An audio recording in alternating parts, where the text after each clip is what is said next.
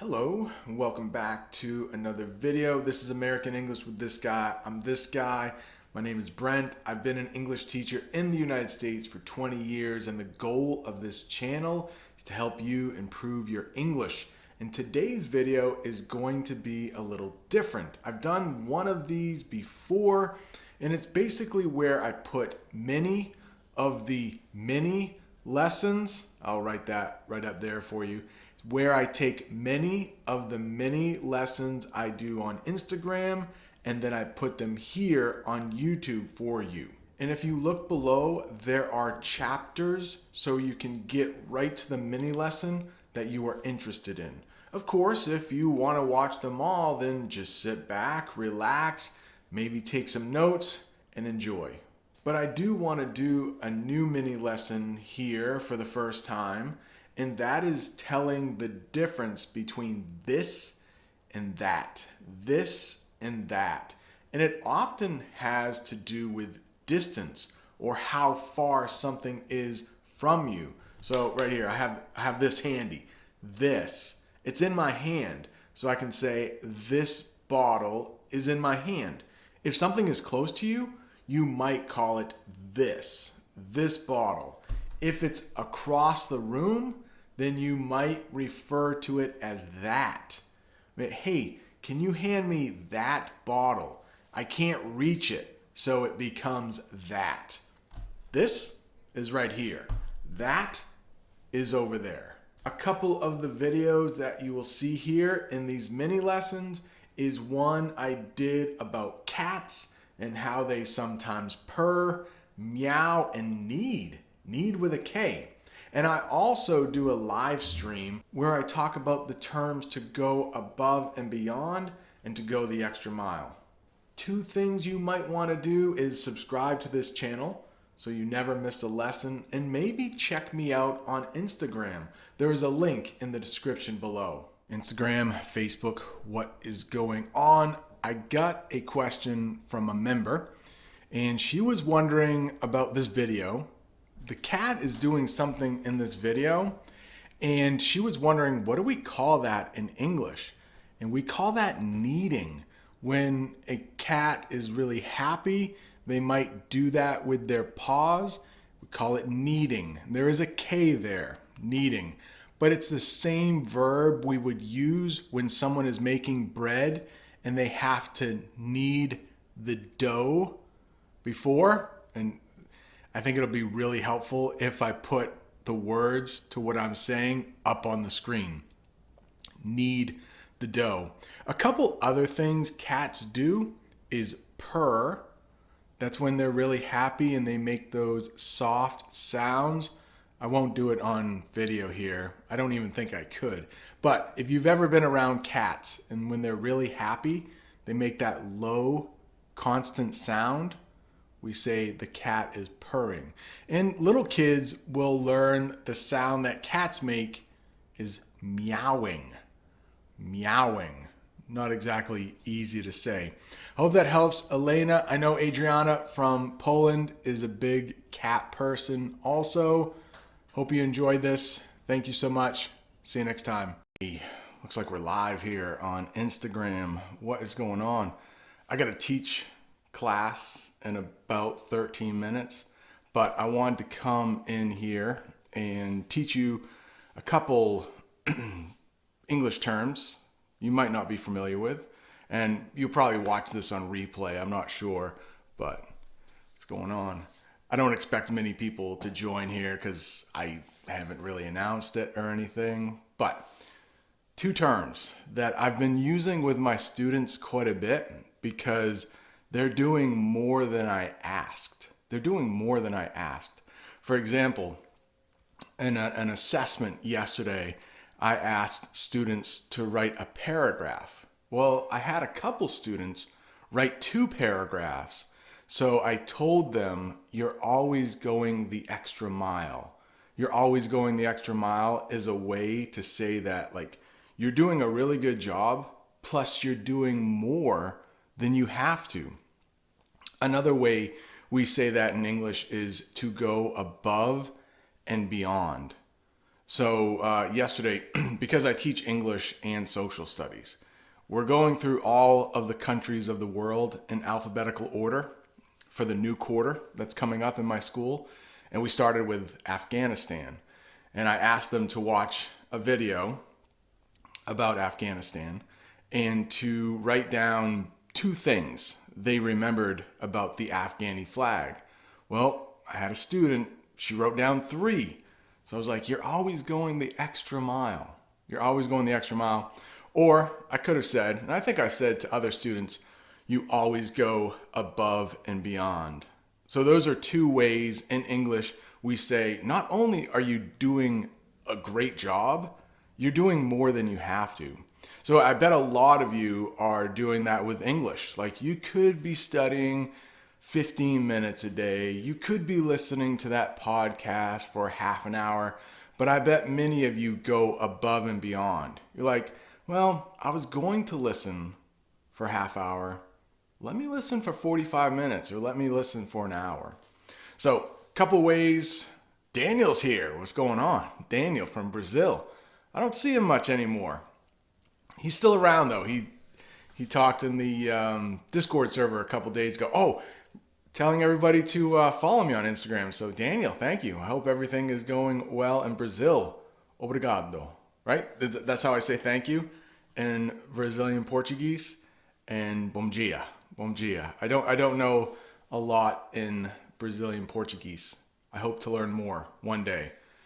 All right. Any questions? I can answer a couple questions. Hey, excuse me. Brazil is in the house. At least two people here from Brazil. So welcome. Welcome. I do need to teach in about 10 minutes. I do have some students in my Zoom already. And I'm on mute though. I'm on mute. Although some of them might be able to use some of this English. So if you're just joining us, you can always watch on replay. I think you can do that, right? You can do that on Instagram, watch the live on replay. I talked about two ways in English that we say you're doing a great job, but you're doing even more than you have to. You're going above and beyond, and you're going the extra mile. Thank you for the hearts. And as you can see, I don't know if you can or not, but this is not my classroom. This is my house. I do a lot of videos on YouTube from here. And on Wednesdays, we don't teach in the classroom. I'm always a remote teacher anyways. I go to the school and I teach from a classroom. I think I've actually shown it on YouTube. I've shown my classroom. It's a really small room. Nobody's in there because all of my students are remote learners. They're all at home. There are only 4 teachers at my school that teach remotely, and I'm one of them. So thank you so much for the hearts. I see them coming through. Thank you so much. Any last minute questions before? Hello. Oh, no way. Thank you. I don't know how to say your name, but I believe it's Italo. But I thought you said you were from Brazil, but Celestio Italio. That's probably wrong. But thank you so much for listening to the podcast. I like the idea of putting out the podcast because just a couple days ago, I was on a walk and I was listening to a YouTube video in Italian, but then, something falls in my pocket or whatever, my phone shifts, and then I lose the video. So the good thing about podcasts is you have that audio and it's all good. All right, for some reason, yeah, I bet Daniel said he's busy. But Brazil is well represented. I'm getting a parent email for some reason, so I should probably go. That's a student that's supposed to be in my class. Brent the drummer, yeah. Hey, Adriana is here. I think I'm gonna do a mini lesson on Instagram. I will mention you because it's about cats. Elena, I don't know if you remember her from Russia, but she asked me a question about cats, and I'm gonna talk about cats kneading. That's what we call it when they take their paws. And I know you're a big cat person, but they knead. That kind of hurts when I do that. Knead. They knead their paws. Starts with a K. It's like the bread when you knead bread. So in the Instagram mini lesson, I'm going to talk about meowing. So that's what we say in English that cats do. Meowing, and then purring. I mean, you guys may know this already. I don't know. Kneading, purring, meowing. Those three things that cats do. Hope all is well in Germany. Adriana, thanks for stopping in. I know, cats. Yeah, remember that cat we used to have that was in the neighborhood? It's getting cold out. I hope that little kitty found a home. He was such a sweet thing. I just felt bad that his fur, we call it fur. Yeah, you probably knew that. Fur in English. I felt bad that his fur was falling off. He had the mange. All right. So Daniel is saying that cats are better than dogs. He's using a math symbol. We used to say that little math symbol right there, that little, I don't even know what you call it in English, that little thing. It was the alligator that was eating the thing that was better. So like a big alligator mouth eating the thing that's better. So Daniel just said, dogs more than cats. All right, I must go. I need to check and see what that parent wanted. Hope I'm not in trouble. See what that parent wanted before class starts. She emails a lot. It's so helpful when parents email teachers. It's pretty bad when I have students and I try to email the parents and I never hear from them. I'm like, don't you care about your kids' education? Unfortunately, that happens quite a bit. Oh yeah, no, are you serious? All right, Dimple. Wait, I got a question. Do you call eye booger? You read it in a book on the YouTube channel. I just mentioned that this weekend. Eye boogers or sleepies. And somebody mentioned in the comments section that they had another term for it. I can't remember, but yeah, I woke up about 3 hours ago, I guess, but it still feels like I'm waking up. But yeah, we do some, I don't call them eye boogers. It's kind of gross because those are the same things that you might have in your nose, but we might call them sleepies or eye boogers or something else. I can't remember what that guy said. Oh, thank you for listening on Spotify. All right, I must go and teach my students on Zoom. But this is always fun. I don't think I'll be going live on YouTube anytime soon. So I want to get in here really quickly, give a quick lesson, maybe talk to a couple people. But all right, yeah, I am an early bird. That was in the video too. I am an early bird. I like to wake up early.